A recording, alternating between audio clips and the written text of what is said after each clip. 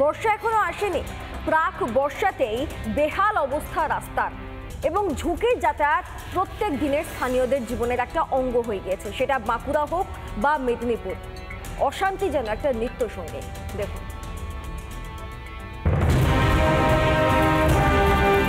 ফিরছে না রাজ্যের রাস্তার হতশ্রী চেহারা। বাঁকুড়া জয়পুর ব্লকের প্রসাদপুর থেকে রাউতখন্ড পর্যন্ত যে যাওয়ার একমাত্র রাস্তা, সেই রাস্তার উপর দাঁড়িয়ে রয়েছি। এই রাস্তার শেষ মেরামতি কবে হয়েছিল? 2011 সালে, অর্থাৎ বাম জমানায়। তারপর থেকে তৃণমূল সরকার ক্ষমতায় এসেছে ঠিক কথাই, কিন্তু রাস্তার যে ছবিটা তুলে ধরছি, খানা খন্দে তো ভরা, তার পাশাপাশি গর্ত, কাদা আর জল জমে থাকার কারণে এই রাস্তায় মানুষ যাতায়াত করা মানে চ্যালেঞ্জ নিয়ে রাস্তা পারাপার করতে হয়। বারবার প্রশাসনকে জানানোর পরও রাস্তার হাল না ফেরায় ক্ষোভে বুঝছেন এলাকাবাসী।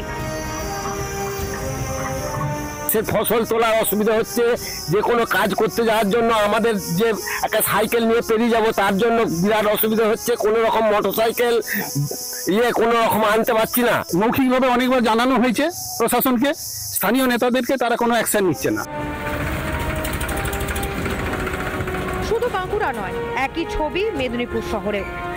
এই রাস্তা দিয়েই গোপগড় অর্থাৎ মেদিনীপুর গোপ কলেজ থেকে একেবারে কঙ্কাবতী রুটকে কানেক্ট করা হয়, কিন্তু রাস্তার যে ছবি তা কিন্তু দেখলেই বোঝা যাবে যে ঠিক কী পরিস্থিতি রয়েছে। চরম বেহাল দশায় পড়ে রয়েছে রাস্তা। শুধু এই জায়গাটা নয়, এটা একেবারে স্টার্টিং পয়েন্ট, এবং এখান থেকে কিন্তু পুরো রাস্তাটার অবস্থাই একদম এই রকমই। ভোট আসে ভোট যায়, ফেরে না রাস্তার চেহারা, অভিযোগ এলাকাবাসী। এই জল জমে থাকায় 5-6 বছর হলো, আর এমনিতে এই রাস্তা আজকে 8 বছর চলছে রাস্তাটা আছে, কেউ করে দিচ্ছে না রাস্তা। কত জায়গায় আমরা দরখাস্ত দিয়েছি, সবাই বলছে এটা আমাদের রাস্তা নয়। পশ্চিম মেদিনীপুরের পিংলাতেও বেহাল রাস্তা, প্রায় 10 কিলোমিটার রাস্তা একেবারেই কাদাময়। অভিযোগ, ভোটের সময় প্রতিশ্রুতির বন্যা হয়, আর ভোটের পর কেউ রাস্তার দিকে ফিরেও তাকায় না।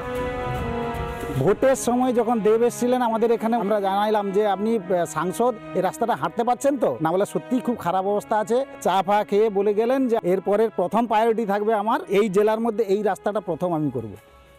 নেই, কোনো সাড়া শব্দ নেই। প্রতিবাদী রাস্তায় জল, কাদা, ধানের চারা পুঁতে বিক্ষোভ দেখান স্থানীয়রা। বর্ষার পরেই রাস্তার হাল ফেরানোর আশ্বাস স্থানীয় বিধায়কের। ওয়ার্ক অর্ডার ইস্যু হচ্ছে, টেন্ডার অ্যাকসেপ্ট হয়ে গেছে, এজেন্সি মাঠে নামবেন এবং ওরা কাজ করবেন। কেন জেলায় জেলায় রাস্তায় এত করুণ দশা? কোথায় গেল তৃণমূলের প্রচার তালিকায় থাকা পথশ্রী প্রকল্প? রিপাবলিক বাংলা। নানা ধরনের কন্টেন্ট দেখার জন্য লাইক করুন, শেয়ার করুন আমাদের ফেসবুক পেজ, সাবস্ক্রাইব করুন আমাদের ইউটিউব চ্যানেল। পাশাপাশি অন্যান্য ব্রেকিং নিউজের জন্য অবশ্যই চোখ রাখুন রিপাবলিক বাংলায়।